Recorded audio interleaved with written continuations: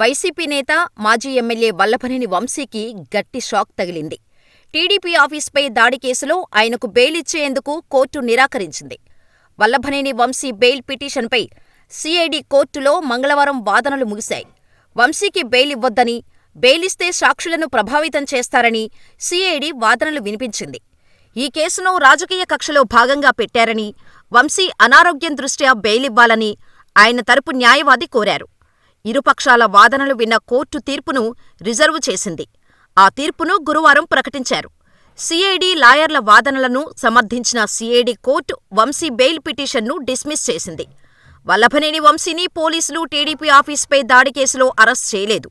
ఈ కేసులో ఆయన A71గా ఉన్నారు. కేసు నమోదైన తర్వాత ఆయన ముందస్తు బెయిల్ కోసం ప్రయత్నించారు. ఆ క్రమంలో ఆయన పిటిషన్పై విచారణ జరిపిన హైకోర్టు అరెస్టు నుంచి రక్షణ కల్పించింది.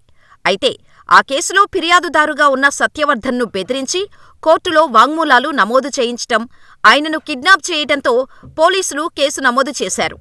ఆ కేసులో వంశీని అరెస్ట్ చేసి జైలుకు పంపించారు.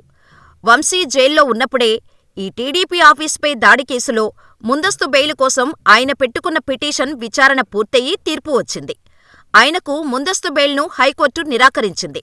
దాంతో వేరే కేసులో జైల్లో ఉన్నందున ఆ కేసులో బెయిల్ వస్తే పోలీసులు మళ్లీ ఈ కేసులో అరెస్ట్ చూపిస్తారన్న ఉద్దేశంతో బెయిల్ పిటిషన్ దాఖలు చేశారు.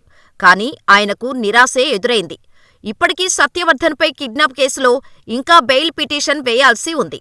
వంశీకి బెయిల్ రావడమనేది క్లిష్టమైన వ్యవహారంగా సీనియర్ న్యాయవాదులు చెబుతున్నారు. బెయిల్ షరతుల్లో ప్రధానంగా ఉండేది సాక్షుల్ని ప్రభావితం చేయకూడదని. అయితే వంశీ అసలు బెయిల్ రాకముందే ఏకంగా ఫిర్యాదుదారునే బెదిరించి, కిడ్నాప్ చేసి బలవంతంగా ఫిర్యాదును ఉపసంహరింపచేశారు. స్వయంగా ఫిర్యాదుదారును తన ఇంటికి తీసుకెళ్తున్న దృశ్యాలు కూడా విడుదలయ్యాయి. అలాగే విశాఖలో సత్యవర్ధన్ను ఆయన అనుచరులు షాపింగ్కు తీసుకెళ్లిన దృశ్యాలు కూడా వెలుగులోకి వచ్చాయి.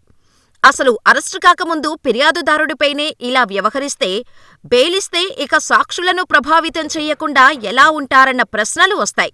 అందుకే కోర్టు అంత తేలికగా వంశీకి బెయిలు మంజూరు చేయదని అంటున్నారు. ఎగువ కోర్టుల్లోనే ఆయన ప్రయత్నించాల్సి ఉంటుందని అంటున్నారు. మరోవైపు ఆయన భద్రత కారణంగా ఒక్కడినే ఉంచుతున్నారు. కానీ తనను అందరితో పాటు ఉంచాలని ఆయన కోరుతున్నారు.